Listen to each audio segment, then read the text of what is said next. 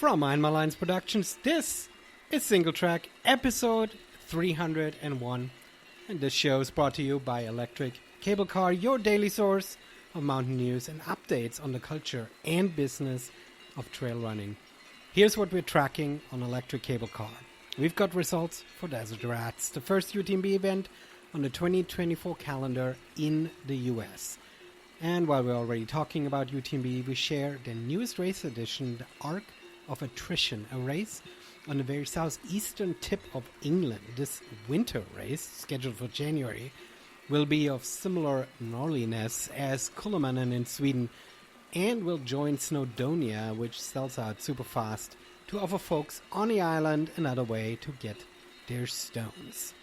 The other big story we're looking at is footwear company Merrell's open letter to the IOC announcing their effort and support in bringing trail running to the Olympics. The Trail Running Association of Australia launched a campaign targeting the 2032 Olympics in Brisbane for the inclusion of a version of trail running as an official event. What are your thoughts here? Is this a net positive for our sport? Would love to hear what you're all thinking.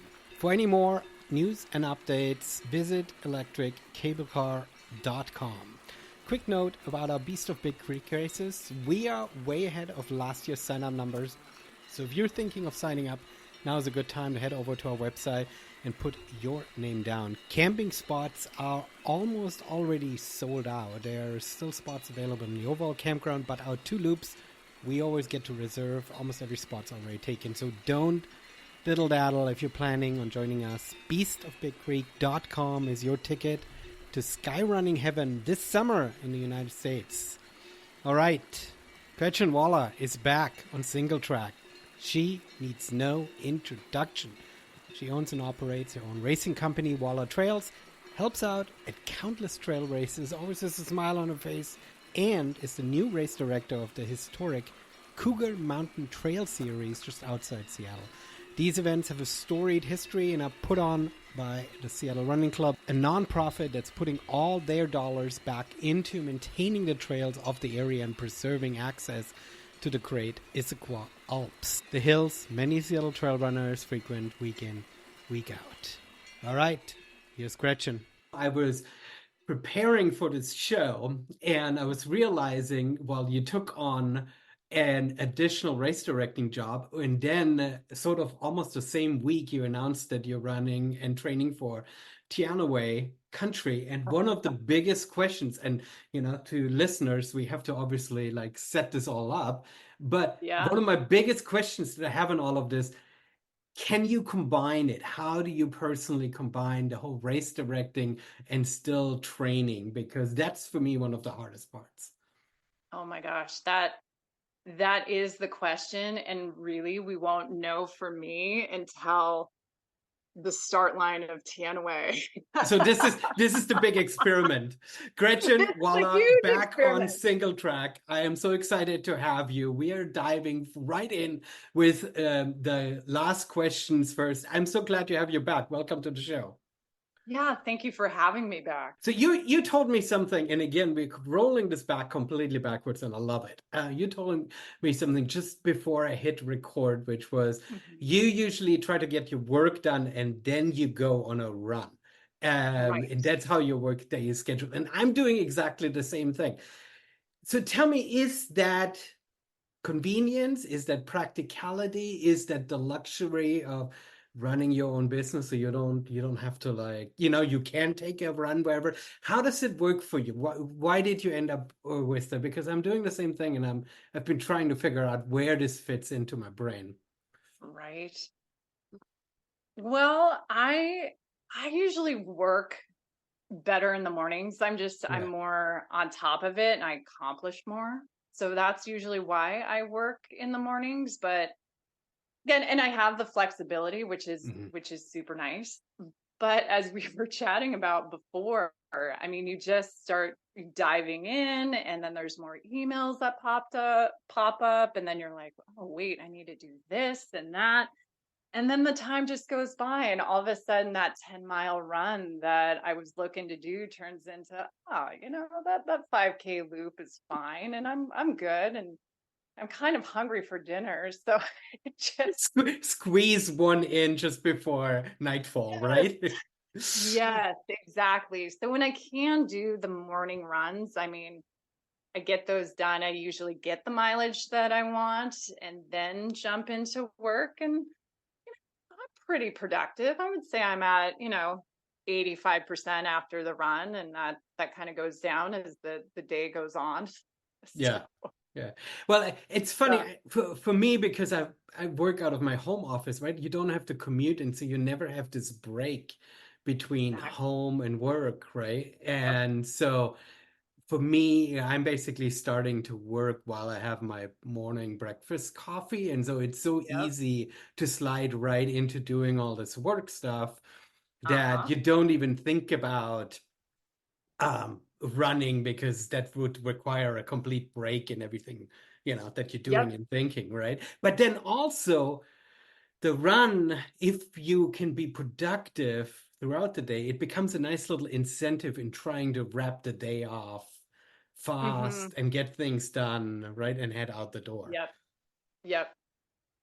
Right, right. And dare I say too, with the flexibility, sometimes I'll look at the weather forecast and be Oh, like, yes. oh, wait, it's gonna be beautiful in the morning and then it's gonna turn later. So gotta jump on it. And sometimes that works and sometimes it doesn't. It just depends. Sometimes you get screwed. Absolutely. Yeah. Absolutely. And I know you'll be able to relate with this, like event weeks. I mean, my runs are just if I get out for a run when, we're leading up to a race, I'm like, hallelujah for those Yeah. 2 miles. Yeah, yeah, yeah. No, absolutely. I'm like in my little training log, I'm like course marking. Yes. Yep. Course marking, sweeping, that counts. Time on feet. Time on feet, absolutely. Especially for long distance. You're anyway going to be walking most of it. Oh, it's so true. It's so true. Maybe one of the reasons crazy reasons I signed up for Teanaway. I know the majority of it will be hiking. A nice little hike. Oh man. Yeah. Gretchen, Yeah. one of the main reasons I have you on is because you made a big announcement last week-ish, couple weeks ago. Um, Mhm. you are race director for your own racing company, Walla Trails, named aptly after your last name, which is very awesome. But you just Uh-huh. took over the Cougar Mountain Trail Running Series and Bridle Trails Winter Running Festival, a popular, long-standing east of Seattle in the Issaquah Alps area racing series. So why don't you give me, because I've not run any of these races, a little bit of a background of what these events are. Mhm. Yeah, and then we talk more. Yeah. Well, you say take over. I do want to clarify that I've been hired by Seattle Running Club and then Mergio, and actually under the Mergio umbrella is Northwest Trail Runs. Mhm. So combined with them and then King County Parks, I'm just one of the players, key pieces in trying to keep the series going. Yeah, I So didn't mean takeover in terms of like you owning them. We talked about workload. I mainly talked about work. I mainly mean it a takeover from a workload point of view. yes, yeah, no, true, true. Although I think it is good to clarify because Yeah. when I first shared with people, they're like, wow, like Walla Trails, go Walla Trails. And I'm like, no, no, no, this is not a Mhm. Walla Trails production by any sorts. I still do have my races, but yes, I am taking on an additional workload. Um, and reason being, so just a little bit of backstory. I worked for Northwest Trail Runs as their marketing manager and also did some volunteer coordinating for them from 2015 to 2019. And so I got to see behind the scenes, like they again are contracted with Seattle Running Club to produce the Cougar Mountain Trail Series. Mhm. And at the time, I guess I enjoyed the series because I actually started a lot of my training runs when I lived in Seattle were on Cougar Mountain. Like Mhm. so many of the trail runners I know in the Seattle area, everybody goes out to Cougar. I mean, usually I go out there and I'll see somebody I know. It's a wonderful, incredible trail system in kind of an urban area. Yeah. And so I did see, like at the time, Eric Stach, and he had the store Balanced Athlete. He was the race director for a couple of years, and then Dustin Hinkle took it over. And so I got to see, the race series with a couple different race directors on board, and it was fun. It was beautiful. And I had a blast doing it, but again, I didn't quite know the history of it. I knew it was special. I knew there was a rich history, but I actually just last week I got to talk with Scott McCoubrey, and Scott, just being a legend in the sport, he's the one that started the series, which I did know about. Mm-hmm. But what I didn't realize, and now this just makes me more excited and passionate about it, is that there was a time in which the Cougar Mountain Trail system lacked funding back like in 2002. Mm-hmm. And they were ready to sell it off for development. Like they were ready to close it to the public.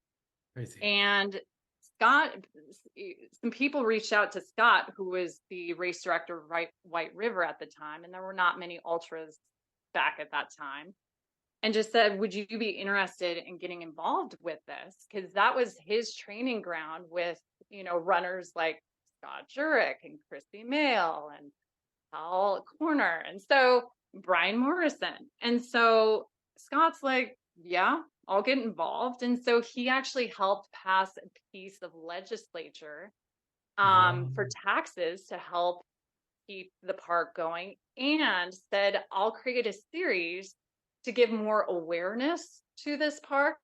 We'll also build in trail work parties to help maintain the park. Mm-hmm. And we'll give $15 of every registration to King County Parks to ensure that this trail system stays in place. And it's Amazing. Just like, right. Yeah. So, and it's been that way for 21 years. The contract still is of the same with King County Parks. It's been grandfathered in, like no other races can take place in Cougar Mountain because of the extensive contract that has been created by Scott back in the day. And so anyway, even before knowing that, I just knew, I was like, I know this is a special series. I know it's very community driven. There is not, Seattle Running Club is it's a nonprofit. Nobody's making money. I'm being paid a small stipend for each race. And I'll just say this, it's not one that's gonna, pay all the bills. We'll just put it that way. But it's a nice thing, but I'm more in it for, again, the community aspect and the rich history. So why wouldn't I? I don't know. And as someone, and I know you're of the same vein, it's like the community aspect of this sport is why we do it. It really kind of boils down to a labor of love. And when it can help pay the bills, great. But yeah, so that's why I said yes. I did, have some back and forth with the club and Mergio about it, because right at first I was kind of like, man, that's going to be a lot. Mm-hmm. Mm-hmm. And I live, for folks that don't know, I live in Bellingham. So it is a bit of a commute for me down to that area. But I make that drive quite often, and my folks live in Tacoma. And so I am down south a lot. And 3 out of the 4 races that my company, Walla Trails and Community, puts on is on the east side of the mountain. So I am on the road a lot. But yeah. So yeah. I appreciate you kind of giving me the backstory, and I was hoping that I would hear the backstory, because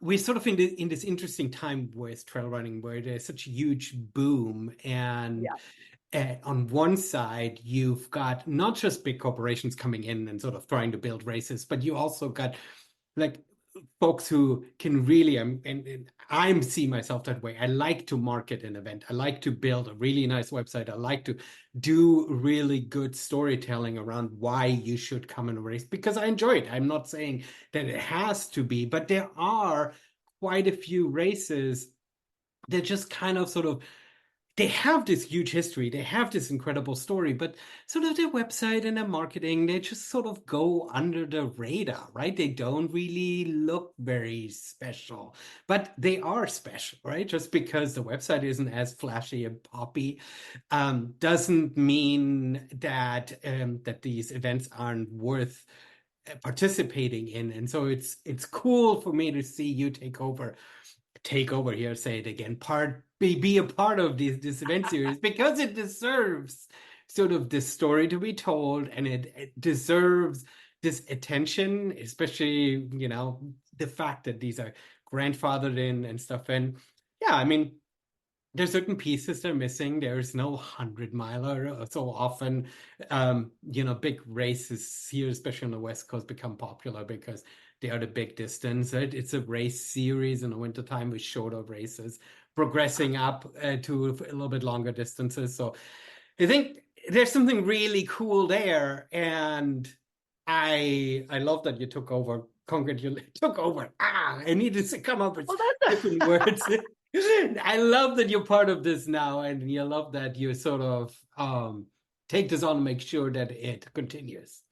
Right, right. Yeah, no, thank you. And I will say, the October race, there is a 50K, and that 50K, man, it's burly. It's got close to 9,000 feet of climbing in the park, which always throws people off. And I remember that when I was helping out behind the scenes, when I worked for Northwest Trail Runs, like I would do aid stations or just help out. And so if people are looking for a late fall challenge, it is there. It's a tough 50K, but Yeah. I am keeping a tradition that was just recently started by Jack Rosenfeld. He it's right around Halloween, so having a costume contest Nice. will also be happening. So I'm like, if people can't make it down to Javelina for, that party, just come to,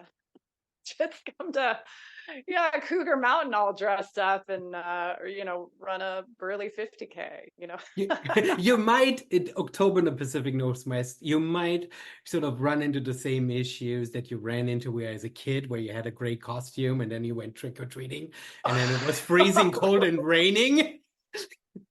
Very true. So true. Yeah, but that will make for great photos. It's very true. You can probably adjust and I don't know, go as a gooey duck or something like that. Oh my gosh, yes. Yeah. So yeah, I want to ask because I'm also in this race directing business, and Yeah. there is a situation where sustainability also means you, as the person participating in doing the work, also feeling compensated enough. Do you feel like this is not just a labor of love? Because in order for you to be sustainable, right? Do you feel like there is Right. a opportunity for you to grow this in a way through strategic sponsorship? I mean, often these types of events don't really build out the larger part of what makes an event a business. And I'm saying this not in a way of like, oh, business being evil, right? I mean, I think it's not about raising prices. It's about finding that sustainability element that the people who drive around don't just burn out within a couple of years, right? Do you feel like Right. you have a chance of sort of breathing some fresh life into that in order to sort of build a different level of sustainability for you and the other people involved in this? Yeah. No, a great question. And actually, when I talked with a few friends and family about potentially taking this on, and is it sustainable for me? Mhm. Because um there there is a lot of, I mean, there's clearly a lot that goes into race directing. There's a lot of social output. There is so much, and again, it can be a labor of love. The Walla Trails races that at the moment are, they are able to pay the bills. I also want to note that I feel like in a very lucky and privileged position in that, I don't have a whole lot of debt, barely any Mhm. debt. I own my own house. And I had a previous job where I worked. Now this is one thing too that's nice. I mean, I used to work 50, 60-hour weeks, in a nonprofit senior level director job, and just burn myself out doing that way. Yeah. So, you know, swinging over to here, which on that note, I do have to be careful, because when I do get passionate about something, I'm 120%, Mhm. 150, 200% in, because I get so fired up. But right now, the Walla Trails is able to sustain me to a degree. Prior to this contract work, so actually, I was doing some nanny work. Because I get asked a lot, like, is Walla Trails your main thing? Like, what Mhm. Mhm. is that? What just that's it? Yeah. And for quite some time, I was doing nanny work that helped, um, part-time work that also brought in as I was building the business. Because the last time we talked, I don't know if I had all my races yet happen. Like 2021, I didn't put on the Golden six Yeah. hour. Like all my races, I don't think had happened. And because it was still kind of a weird year, 2021. Exactly. I think we talked right when we got out of COVID, right? And Yeah. you had your races, but because of COVID, they were sort of more like ideas. You hadn't really Uh-huh. put them all out into reality because of this COVID situation. You had to constantly punt them forward and stuff. Right. So yeah. Yeah. So having a, stable paycheck while I was building the business, and it just was perfect at the time, because, shout out actually to the Sturts family, Dana, Tim, Parker, and Theo. I mean, that originally was just going to be a 6-month thing that turned into a 3-year thing. And they were such a cool, rad family who have been so supportive of my business and giving me time off when I was like, you guys, it's getting really busy. Mhm. And Mhm. just working with my schedule as it got more busy and busy. And so really 2022, 2023, I had, the 4 races were well underway and doing well. Um, hitting their capacity, and I had the nanny work. But then it got to the point where the boys got too old. They didn't need a nanny, Mhm. which we all kind of teared up about. But Yeah. Yeah. um, yeah. So then I actually did contract work. I don't know if people realize, with Northwest Trail Runs, this last October through March 1st, because they hadn't had a marketing manager for some months, and that's my quiet time. So I helped them. We just set up a contract, and it was great. I mean, coming in there and just helping however I could. There were a lot of things that I just did when I was working for them previous, that I was able to just pick right back up on. And the team's great. I love that team. And so um doing that, I was like, well, I mean, helping other businesses, because again, I mean, Walla Trails and community. Like, Mhm. if I can help out other companies or other races, I'm all in. And that contract work w- just was perfect for Mhm. where I was at. So then, I mean, now I'm coming to the question, because, doing marketing for a business versus, race directing, I mean, that is a different ball game. And is it sustainable? I think the answer to that is we'll see. Hmm. And I've sent some emails out and I've been having conversations. I feel like if the Seattle Running Club, Mergio, Northwest Trail Runs, the running clubs that are the running stores like Seven Hills, Fleet Feet, just people who have been involved way back in the day can be fired up with me. Like I have just like other people are fired up with me. I will feed off that. And yes, the series will continue to go and thrive. Um, I did make it clear though, I feel like if I am shouting it from the rooftops just by myself and the series, the community, maybe it's it's yeah, I'm not met with the same enthusiasm. I don't know if I'll be able to sustain the race Yeah. directing part and um again be able to be doing my races that are basically paying the bills and then doing work that again I do have a little bit of compensation, but again Seattle Running Club it's a nonprofit, like Hmm. nobody's getting paid, Yeah. so like their social media person not getting paid, I mean it truly is for the club kind of a labor of love.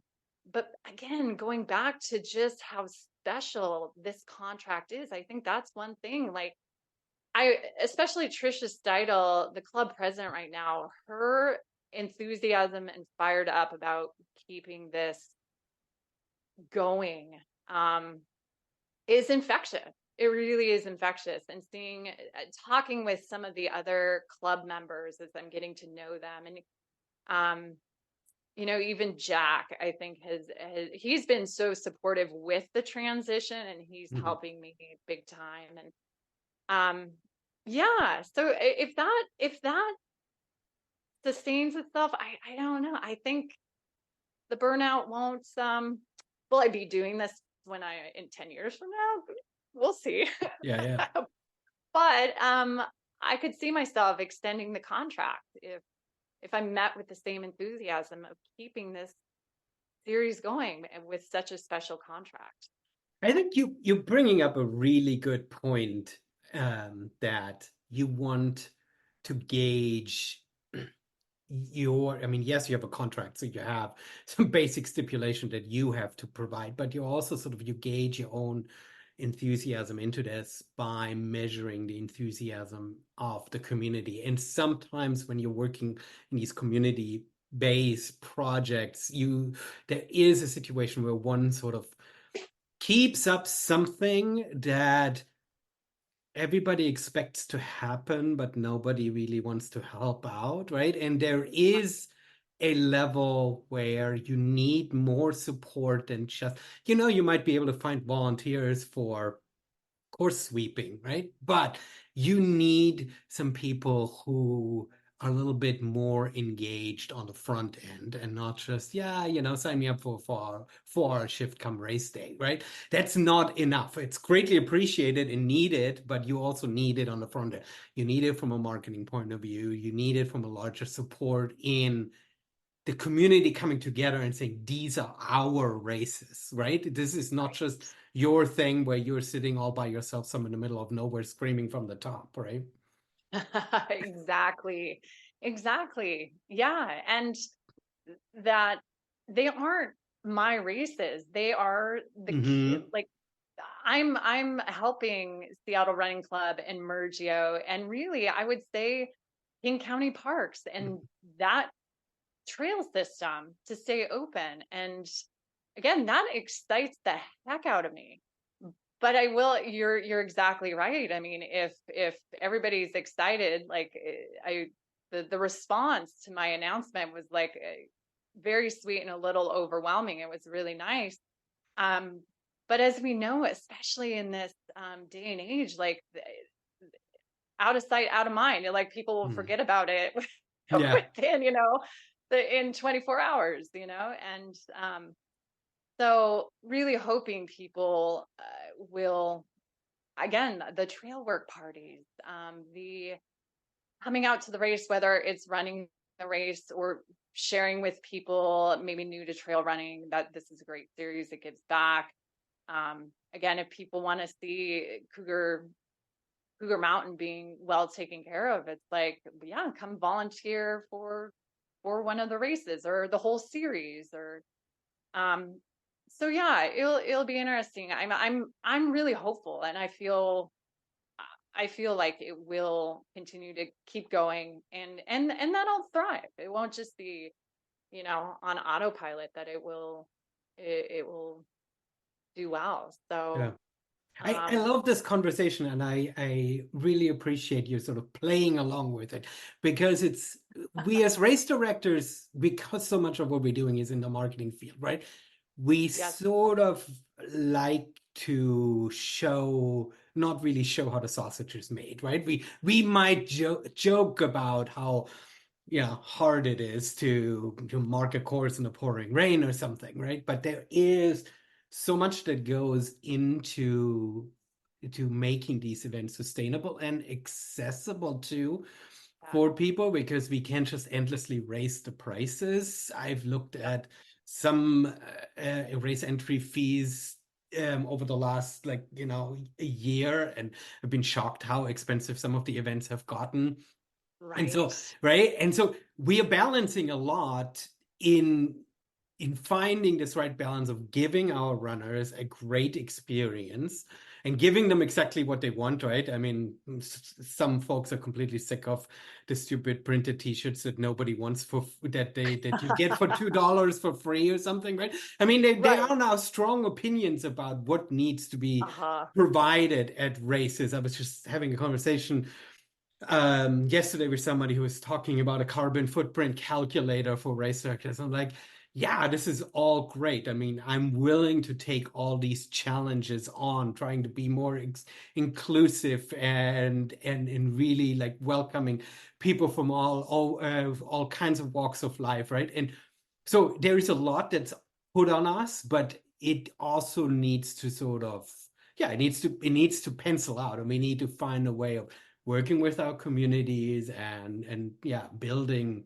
sort of contracts with ourselves. So it's like, okay, this is the sanity check. This is what's possible right now, right?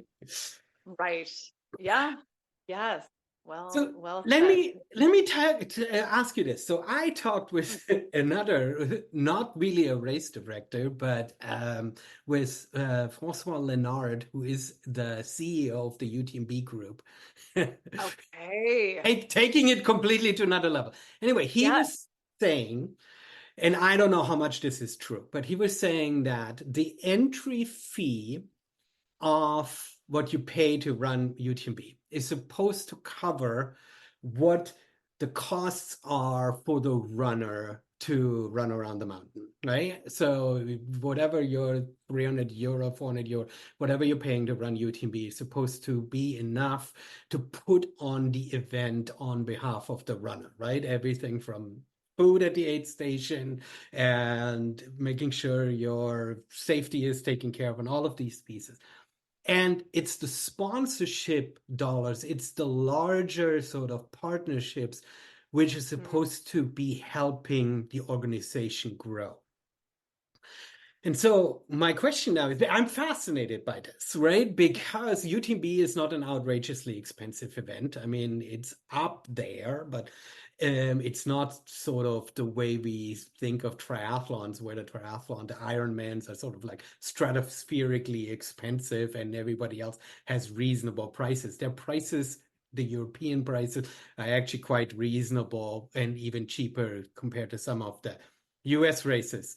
And so, but they're working really hard on these strategic partnerships. Where are you seeing yourself both for Walla Trails, for these nonprofit races, because you're like literally right outside Seattle, right? There's so many great partnership opportunities there.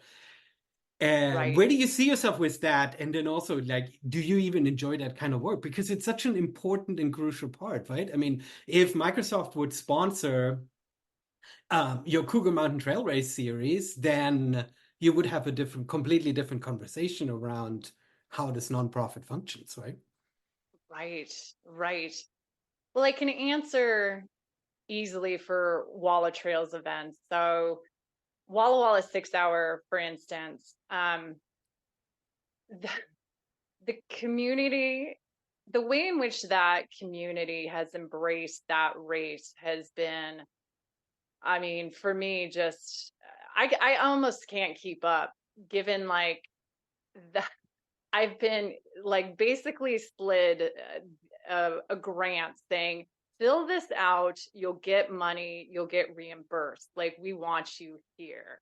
Nice. Um, right? Like, and it's a lodging tax grant Hmm. that helps pay for some of my expenses.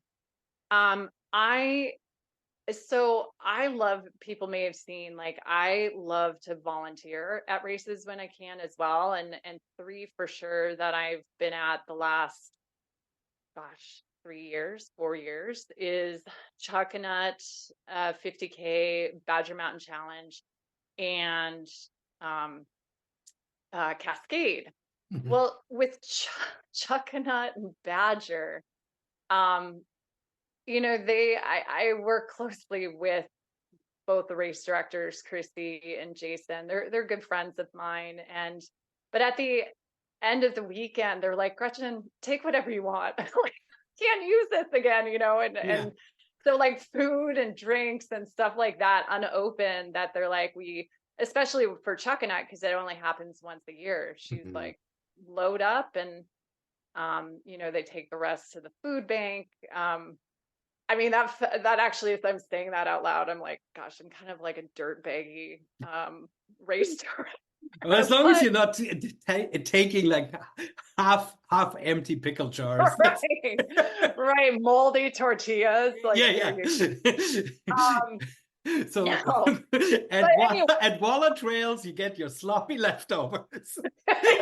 I mean, I just admitted that. Yes, yeah. No, all the unopened things, like, and they're good. It's good stuff too. So, I don't know if you can recover from that one. We've got the picture now. oh my gosh. I guess more or less saying that, I mean, in all seriousness, that it's like the communities, the people, the relationships that I've built, and they supported other race directors supporting my races, the community in which I work hard in, really knowing what small businesses are in that community. And so far, at least with Walla Trails, that's really sustained me, and it has helped keep expenses down. Mhm. So having, I mean, I do support races that, get big sponsors. I mean, that to because again, you and I know behind the scenes what it takes to put on these races and to make, just like, stay above the red. It has Mhm. to come from somewhere, if you're not going to jack up your registration prices, right? Yeah. So, but at the moment, at least with Walla Trails, um I don't know, that hasn't been a thing. Another, I mean, again, this I don't know, I don't think this is quite as dirt baggy, but the Airbnb that I stay at for Walla Walla 6 hour, they've become like family to me. And it was just simply me going out there in 2019, actually end of 2018. And I just formed this connection with this couple who own a farm just right outside Walla Walla 6 hour. And they love the work that I do. And they have just said, we love what you're doing. We won't charge you race weekend, or we won't charge for your lodging. We won't do, I don't know.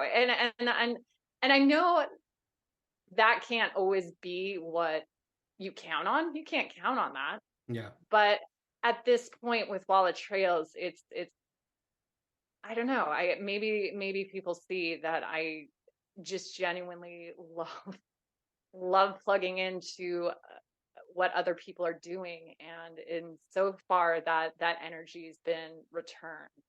Yeah. Um So I've been asked like, I would say the biggest, I guess, partner I have is Scratch. Hmm. This year, all my hydration is coming from Scratch, which I love Scratch product.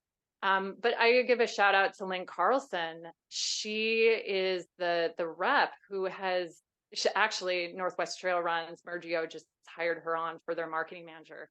And talk about somebody who is very much into community and just loves it.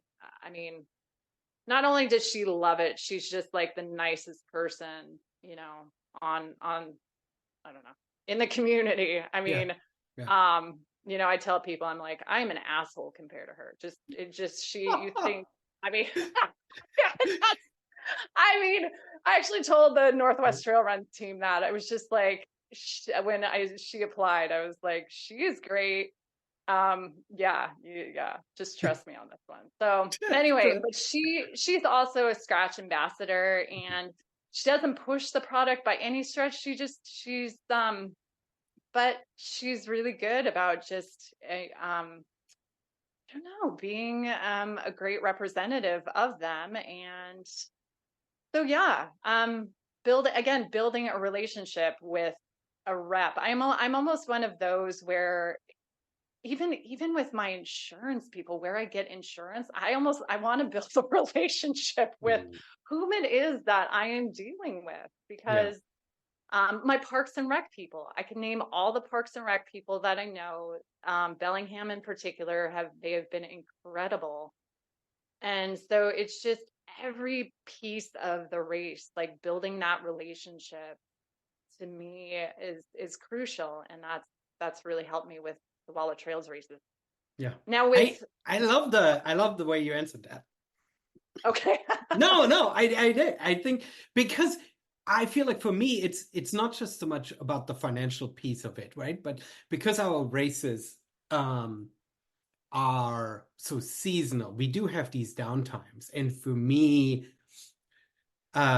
that's what sustains me, is building these types of relationships during the downtime and building You these do kind an of excellent job of connections and that as stuff. well. Shout out to yourself. I mean, that's Well, yeah, thank you you. do. I enjoy that. I mean, it's a big piece of how I like setting things up and operating, is trying to, yeah, I mean, this the way you talk about these strategic relationships, and not strategic in a way of a calculated, right? But yeah, sustainable, right? Smart and genuine. Right. Right. Yes.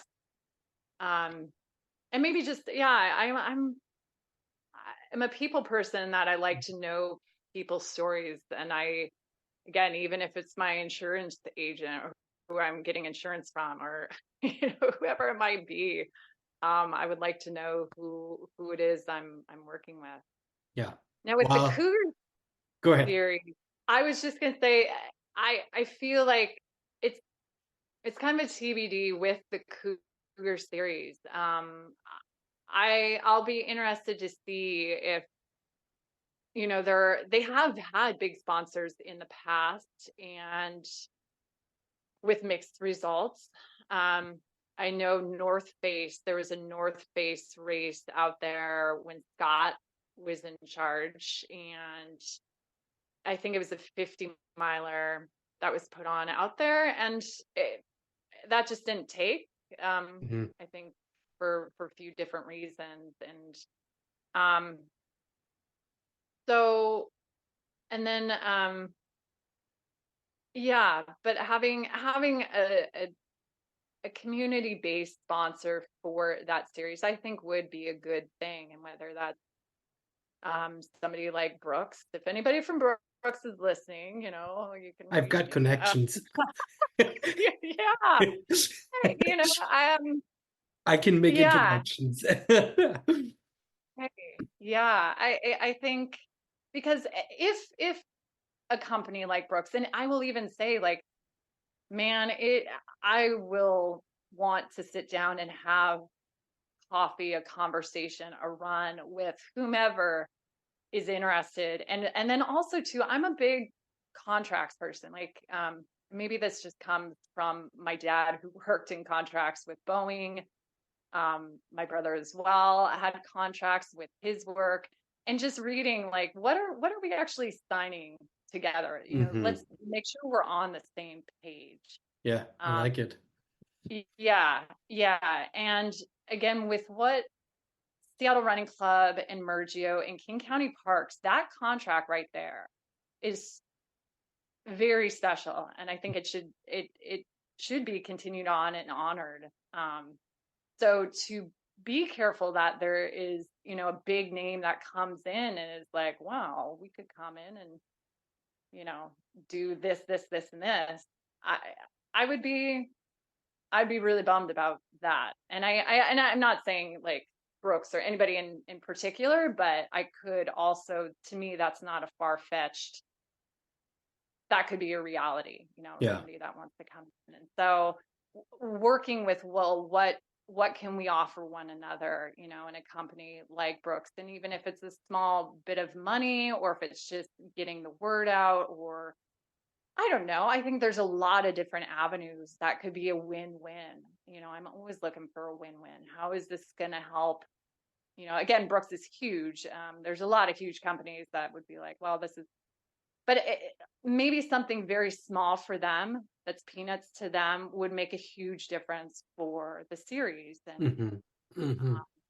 just having conversation with some people that also are passionate. Maybe there are some runners who, again, that's their training ground, is Cougar Mountain. And they're like, oh, I didn't really realize the history, and this is something special. Yeah. So, yeah, I yeah, mean, as much, of course, I'm as a person being professionally in this role, I always think about these pieces, but especially the way you sort of started off, sort of sharing the history and the reason for there being a park, being public access, and how this trail race series has played a role in continuing providing this access, right? I mean, it's such a direct and easy story that from a selling something like that to a sponsor is in some respects a slam dunk. It's just a matter of finding the right people and building the relationships that these words arrive at the right, not just at the ear, but also at the heart in some respect, right? right, right.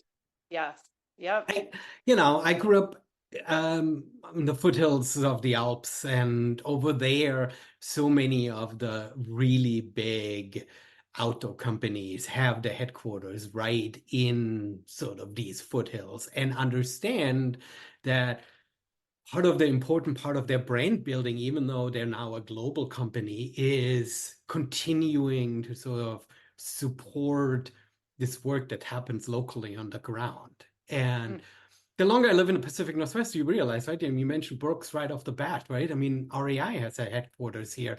There are so many companies that sort of have built themselves, have founded in the Pacific Northwest, that are now global players, but nobody really knows that they actually sort of are from here. They're not really connected. They might have a headquarters here, but they're not really rooted in the community and what the community sort of participates in. And I'm super fascinated with trying to sort of unlock this and saying, look, this is an obvious connection here. We don't have to try very hard. And even if that might not match your global marketing strategy, this this helps you in so many other ways in being a good neighbor and community player, right? right, right.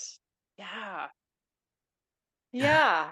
Well, it's exciting. It's it's all the right components right now for Yeah. me. And yeah, exploring options as to, you know, partners, sponsors, who's excited about the series as much as I am, I love it. I love it.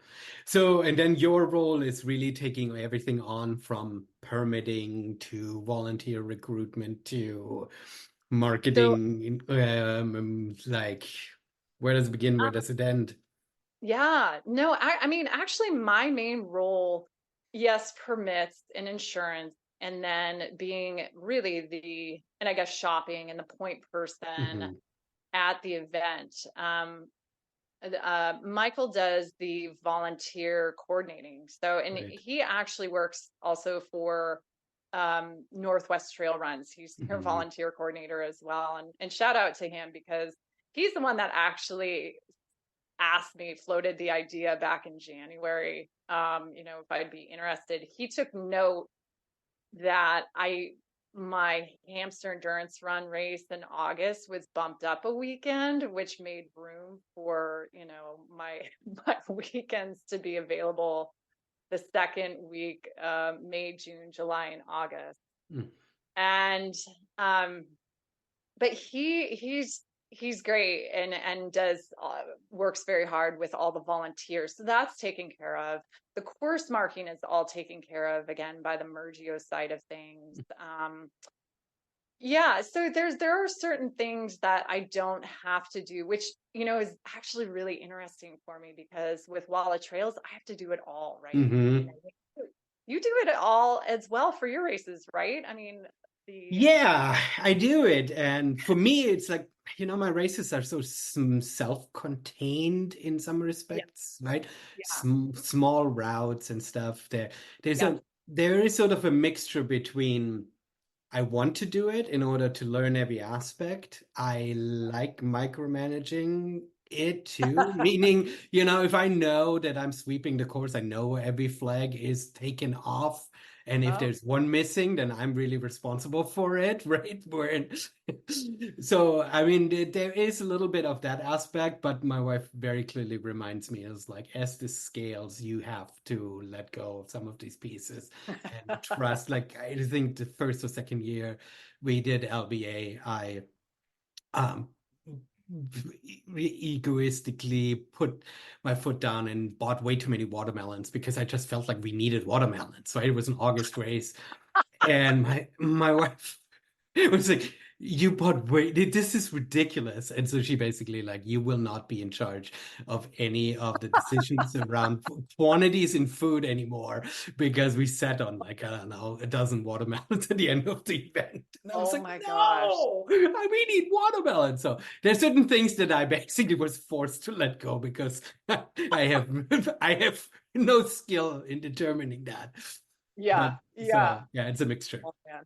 Yeah, okay. Okay. Yeah, yeah, I hold all the reins for Walla Trails stuff, Mhm. for the good and the bad. I mean, again, I have missed the mark on, what I missed the mark on last year, which made me just feel like such a newbie. And I was like, Gretchen, you know better, was hydration. And Mm. 3 out of my 4 races, there were so many water runs that it was, again, I felt like you would think it was my first race directing. And I know better. Like Walla Walla 6 hour, actually, the year before it was a cold weather year, and barely anybody used the water that I provided. So I was like, Mhm. oh, okay. And Mhm. then last year it was significantly warmer, but still like high 60s, low 70s. We started running out of water within the first hour and a half, 2 hours. Oh And wow. it's a Yeah. 6 hour event. Yeah. So there were multiple water runs with that. And then Twilight 12 hour also, that is typically just a really cold in the night, pretty Mhm. cold. We've been very lucky, knock on wood, without having any wild weather. It's just cold. So again, water, we have to make a few water runs in the 12 hours, but it's right next to a water spigot. Just it's Yeah. pretty easy to refill.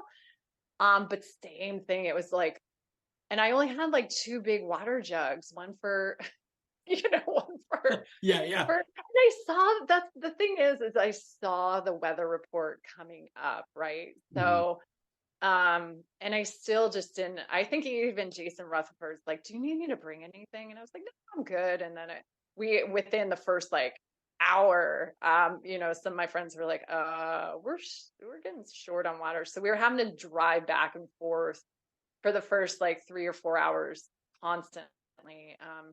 And then Golden 6 Hour, in 2022, I guess last year too, I did a little bit better, but it was a hot year, and that's supposed to be a fall themed race. And I don't know. So I actually have a friend, Billy Fortune, who he volunteers at a lot of my races, and he's checking in on me about hydration. He's like, "So where are you at?"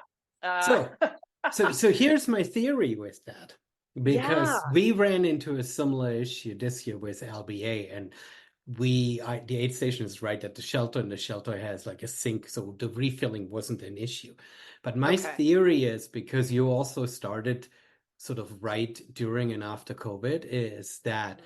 in these first couple years after or around COVID, people were still a lot more self-sufficient at the aid Yeah. station and brought a lot more of their own stuff and utilized less of the sort of aid station communal food and drink. And now I think people are all in.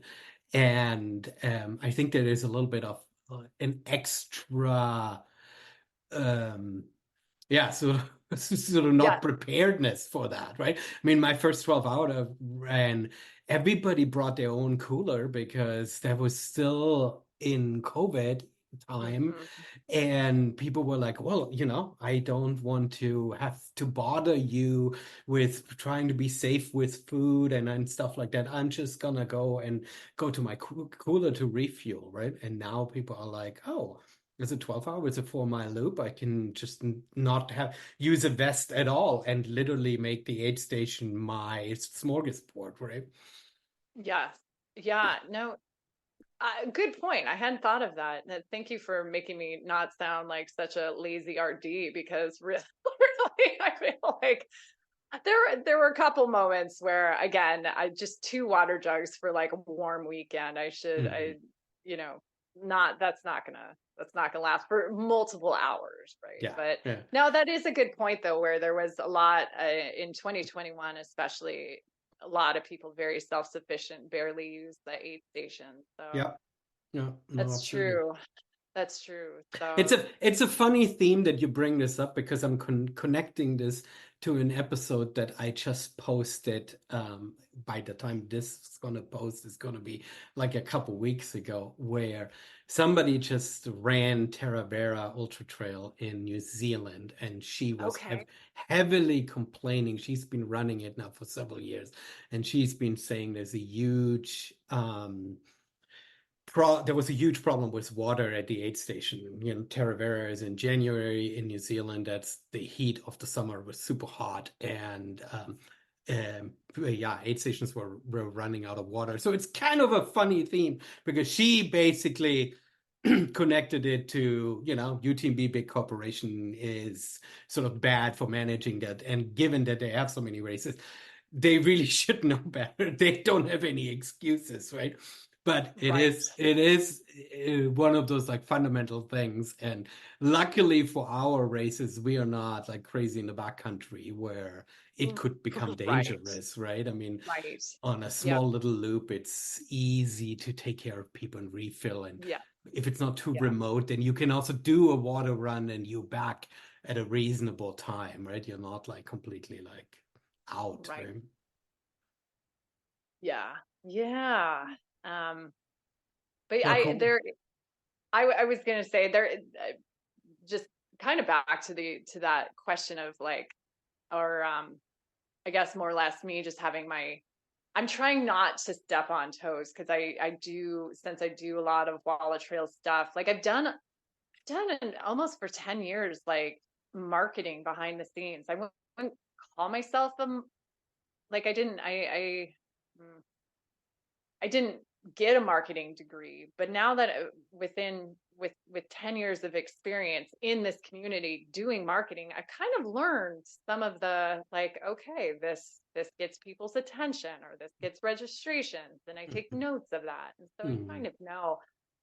But again, that is not necessarily my role. And so just asking sometimes if I can, help out with that, or can we tag team? I have when I have the time, I'm like, hey, do you want me to tag team in, or a few of the other things, like, again, getting sponsorships. It's not necessarily like I have to do that, but I'm like, I when I have the bandwidth, I'm like, I want to do that. Yeah. I do want to, go a bit, Yeah. again, above and beyond. Watch, I listened to this podcast, in like a year, and I'm like, oh man, that's where I should have not done that. my bandwidth. Oh dear, Yeah. it was so fresh then. Yeah, yeah, exactly right. Well, it's also interesting for you coming on being the race director for this Cougar Mountain Trail Run series and Walla Trails, because Walla Trails is easy to market for yourself because it's your voice, right? It's your company. You can Yeah, literally, yeah, shoot from the hip, and you're going to hit the exact right tone of voice and how you want to be talking about your events right. and want to talk to your racers. And if you take this and now elevate that to representing a nonprofit, you have to sort of adjust a little bit in how you present the events and communicate with runners and stuff. And so there's an interesting sort of professional challenge there, right? In trying to sort of reframe a little bit um how you sort of position your voice. Yeah, right, right, exactly. Well, awesome. Well, you're not just a race director. Let's finish this off briefly talking about Teanaway Country 100. You signed up for a 100-miler pretty much at the same time you took over another job. I don't know how you're going to do it. Talk to me about it. This is nuts. I agreed. Although we do see the people, and I don't want to compare, but I do, like, there are some race directors. Like, I'm thinking, I mean, I guess Jess Mullen. I mean, she has Cascade, but she helps out with other races, and then she's racing all the time. And Mhm. Sabrina with her business. I'm like, how is she doing that? I'm like, um, so yeah, but for me, um, I mean, a couple of things. One is I was thinking back to uh, the year I ran Chuckanut in 2022. There's a few races that I want to repeat for different reasons. Um, but when I did set up kind of a training schedule for Chuckanut, because I had run that 2 times and just had horrible races on that course. It's a tricky course with the Mhm. flat, then climb, then flat. And I just knew I could run it. I felt like I could PR, even though I was like 8 years older than when I first ran it. So I trained hard for it. And I found when I did have a training schedule in 2022, I was very, I don't know, you kind of have to be more organized. And I found I was more productive also when I had a goal Mhm. that I was excited about. Right. Yeah. And that is the key for me right now, because I don't have anything to prove. I've run so many ultras actually in 7, 8 years when I really got into the sport. As many do, you just get so pumped and jazzed and excited, and it's like 2 days after your last race, even though you can't walk, you're like, where's the next one? It's an addiction. So Yeah. I was full addict for a number of years, and then it slowly tapered off. And then COVID, I mean, definitely put a stop to my addiction, right?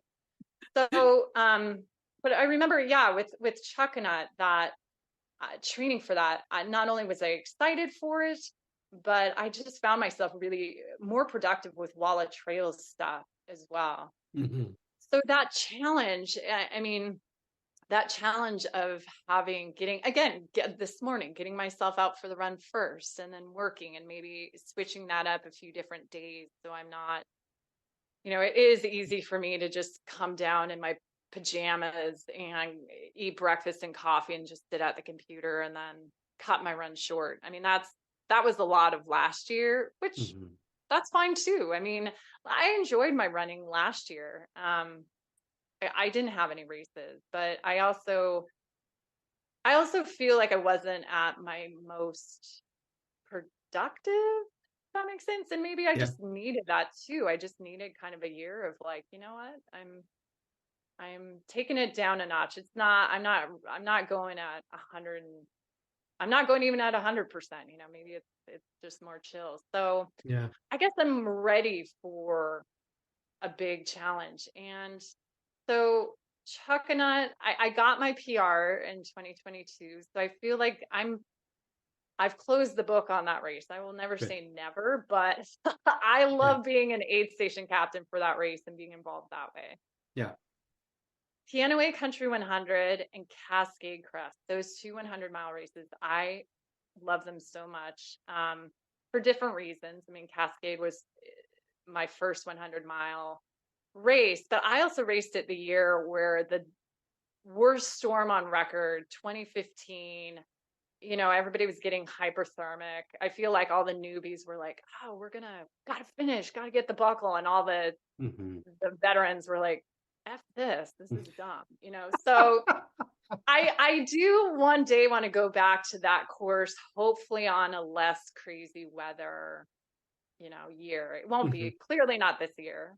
Although I do know the people that do the back-to-backs, Cascade and then Teanaway, which I'm like, to me, that's bonkers. Yeah. Hmm. Um, but with Teanaway, and as I guess I shared on my social media, it just has such a special place for me. Well before trail running, I discovered that valley, and then in that area, and then Brian and Andrea Morrison, I love them dearly. Again, big part of the community, and I think that combination right there. Plus the fact that the first year that I did it, it wasn't the original course. He had to make modifications. I also tried it in 2019, but that was the year I got cut at the 100K mark because of like thunderstorms and Oh, flash right. flood warnings and stuff. Yeah. So I haven't had yeah, I would like one more shot, maybe a couple more shots. We'll see at that course. And hopefully it's original what Brian has planned. And but I will say this, I am not racing that. I just want to see if I can finish it. Like Hmm. it's so gnarly and burly and beautiful and remote and all the things that Yeah. so we'll see. But I have a few training adventures lined up with friends. And that's how I'm gonna train for it. And we'll see if I can get to the start line. And Yeah. then we'll see if I can. I mean, I think it's 40 hours you have to finish that one, and I might have to take all 40 of them. Well, if you have a great time out there, then take off 40. As long as you're not getting chased by the cutoff times, right? Because once Right. you're sort of like going from aid station to aid station and constantly have to worry about that, then it's not as fun anymore, speaking from Right. experience. And so as long as you have time, and to be able to enjoy it, even if you're not the top front of the pack, you have a great time out there, right? Yeah. Yeah. I agreed. And hopefully I'm not chasing cutoffs. I think that in that race, to me, for the majority of us, of course, they're the outliers, the young bucks who are just like crushing it and can run it well under, I don't know. I think I'm not sure if somebody's broken 24 on that course, but well under 30 hours. But I think for the majority of us that it's a strategic race. And the first year that I did it, I did pretty well. And I hiked every single up. Like it's Hmm. just being patient and just being patient. And in the beginning, don't let the nerves get in front of you. And that can almost be for any 100-mile race, but for those Yeah. of us that are mid to back packers. Ah, So yeah.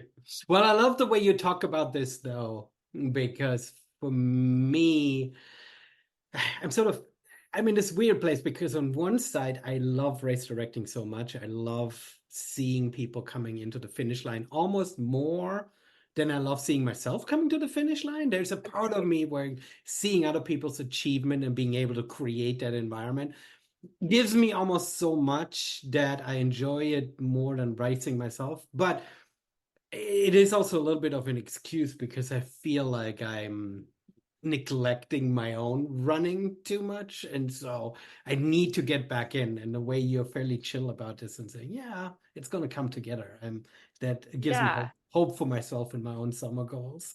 And do you have you signed up for a race? Have you committed to any races for yourself this So year? yeah, so I'm gonna actually run the capital city here, my Olympia street marathon because I've never run a road marathon before. And Oh, wow. Yes. and I'm currently at this place where I decided that I want to be a trail runner. I would like to do well for myself, but I also like some people are really freaked out about road marathons. I'm like, I'm a trail runner. If I have to walk, then I'll walk. Then I'm not beating myself up for it. I think road runners beat themselves up if they're like, dipping in their pace. For me, it's like, Right. yeah. So, but I'm gonna try and really do well there. And the reason why this is such an easy, convenient, and not a whole big production race is that I'm gonna go and run OCC this summer in Chamonix. Ah, And so I'm yes. super excited about Okay. that. And so they're like all eggs in that basket, right? Well, from a financial point of view, from a logistics point of view. And Mhm. I've been over in Europe to race, and I completely shat the bed on that one. I just the combination of travel and taking the family and distraction and bad tapering and too much eating, like everything just was not right. And so I had a really horrible race, DNF the Monte Rosa, Ultra Tour Monte Rosa 100K. And so this time I need to finish. My wife looked at me and like, yeah, you can't DNF one of those big events anymore. You're just going to be in a shitty headspace for the rest of the vacation. So Yeah. you're not allowed to DNF. So that's my goal for the summer. Oh my gosh. Right, right. I have a few friends that do. They love the overseas races and international racing, and there's so much incredible stuff in Europe and all over the globe, right? But I think I'd be in the same boat of you. I'm like, I'm over here. I'm kind of more in vacation mode. Like I want to eat all the things and do all the, Yeah, it and is a challenge. I justified the expenses because I'm like, if I fly to Colorado or California and I add Airbnb and rental car and stuff, it's not that much cheaper than just going straight to Europe. I can make it sure. work, right? Okay. But yes, it is a big challenge of still being in racing mode. I mean, And I guess you could put blinders on. You fly in, you just have like literal blinders. Don't you just stay in your little bubble for a couple days before the race and then you vacation after. That's probably the way to do it. that's how Done with that's the better way on how to do it. That's right. The problem with UTMB is that it's always at the end of August, early September, and so I have to fly back right away to get the kids back to school, which I means I have to go early. So I'm actually gonna go early. And I have to figure out I have to figure it all out. Yeah. But I'm long enough in Chamonix this time um, that I feel like I have a chance of adjusting Mhm. um, to everything and actually arriving a little bit. I've traveled to races where I sort of like came in, arrived in town right at big pickup type scenario. Uh-huh. And those moments weren't very healthy for me. I did not enjoy that. I need to arrive in a place before a race. And so, Okay. Oh, noted. There is a race. My brother lives in Norway, and there's a beautiful island in Norway called Lofoten. And there, I was just obsessed with it when I went there a couple years ago. And it was during the midnight sun, so the sun never set. oh, yeah, There's yeah. no nighttime running, which is probably really trippy and confusing, but they have a point to point 100 where I was doing all this hiking and running. And I really for a hot second was really considering that one, but it's a June race. And I think just all the added elements of, yeah, the travel, because I also too, I just don't sleep on planes. Mhm. It takes me several days to adjust. So, I um, think, yeah, I feel like, I mean, I've DNF'd now a few of those kind of travel events. And so I feel like the way I can be successful, I mean, that's my plan at least, to arrive early enough that I can actually have a couple training runs in the place so I don't feel completely out of fish out of water. right, Even, right. That, that sounds like some solid strategy. Yeah, yeah. yeah. Oh, I'm excited for you, especially if you're excited for it. With the little added spicy pressure. I know, I know. I need to unlock it, right? I mean, for me, growing up in Europe, the Alps is like the ultimate vacation playground. And so Yeah. if I can Right. combine it with the race, and that's why I only signed up for the 50K, even though it's a spicy 50K with like 12,000 feet of Okay. vert or so. Yeah. Yeah, yeah, Woo. yeah. So it's not an easy 50K, but I didn't put my hat into the lottery for the 100K because I was like, I feel like I'm gonna screw that one up. I think if 50K I can probably handle. So let's hope that that's true. Right. Well, wait. So are you on the wait? Could you still potentially get into the N- 100K? No, no, no, no. You know, the lottery, I had enough stones to, or the index that I could Okay. have put my hat into the 100K lottery. And I Okay. debated which one to take and decided, I was like, you know what? Chamonix is going to be so overwhelming during UTMB week, and I'm probably want to do so much stuff and meet people and Yep. stuff. But I will be so distracted by all the shiny things that that I, in order to listen to my wife, to not DNF, I'm not overdoing it and trying to also run 100K. Let's try to dive to 50K and then Right. hopefully it's Right. successful. Yes.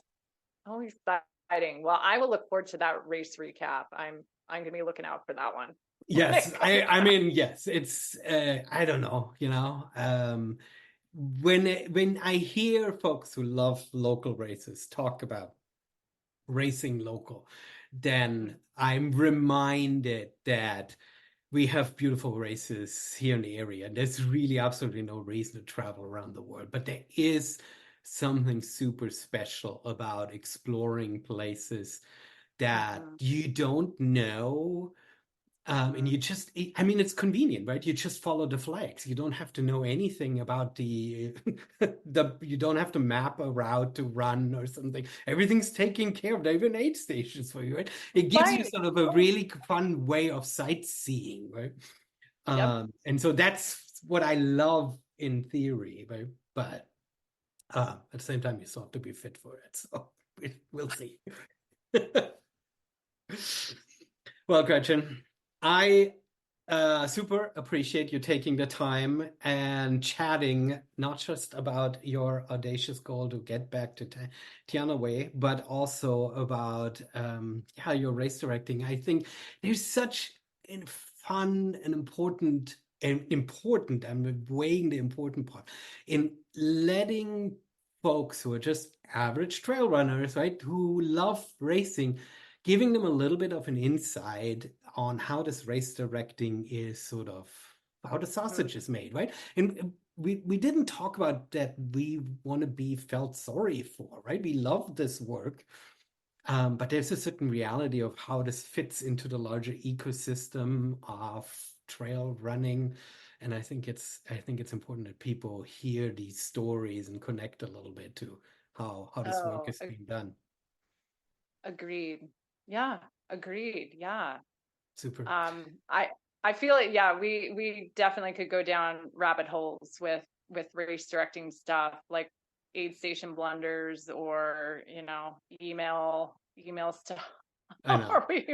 There is, yeah, yeah. But but all that to say, it's all worth it. Because yeah, when you do see those runners finishing, especially something in which you've created and you've produced, there's some incredible magic around that. So yeah. And so what's the first race? What's the next race that you're gonna hold the microphone in your hand, the megaphone in your hand?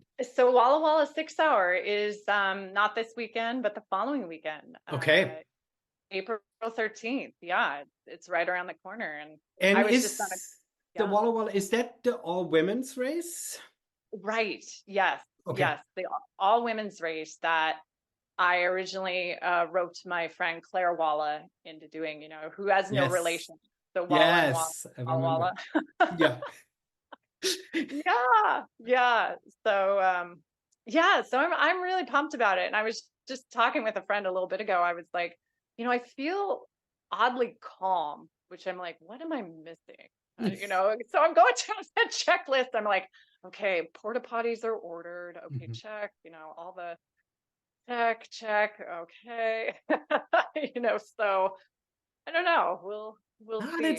That speaks to experience. I've felt these last couple of races, I felt the same way, where it's like, oh, this is what it feels like when you're not just doing everything for the first time, when things starting to click, when you know how things need to come together and you get calm. You just have to, in these moments, be really careful that you don't take this calmness and say, ooh, what else can I layer on top of it and make it complicated again for myself? That's what I would do. Oh my gosh, yes. And I know those folks too, where that are like, yeah, we can add this. And that, you know what? Sometimes that turns into an awesome idea, and sometimes it just, is the opposite. So yeah, depends. But yeah, I feel, especially with this one, that I don't know. I guess with all of them, I kind of like them as they are. So it's nice having that. And something new surprises me every year, and in a good way, just things that kind of naturally occur at the races. That's like, that's rad. That's cool. Yeah. Anyway, again, I feel we could go on and on. I like it. Before you go, give me a couple of website links and social media handles where people can connect who haven't connected with you before. Right. Well, for the Cougar series, cougar.seattlerunningclub.org is where you can go for that. WallaTrails.com, I think.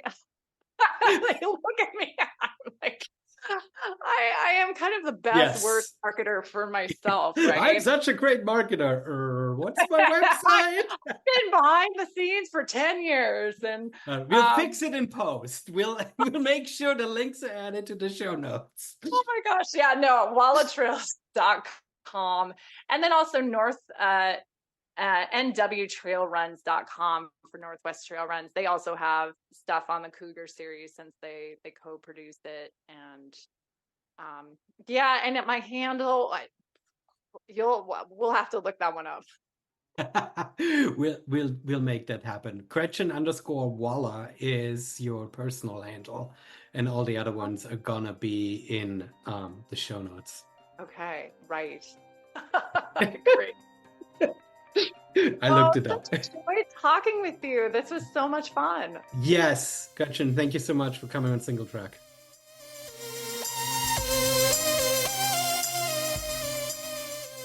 Thank you, Gretchen, for stopping by again. And thank you, dear listeners, for joining us. To learn more about Gretchen Walla and her races, visit wallatrails.com and find her on Instagram. Check the links in the show notes at singletrack.fm. This was Singletrack, and I see you over on Electric Cable Car for all the daily trail and mountain news. I'm your host, Matthias Eichler, saying auf Wiedersehen und tschüss.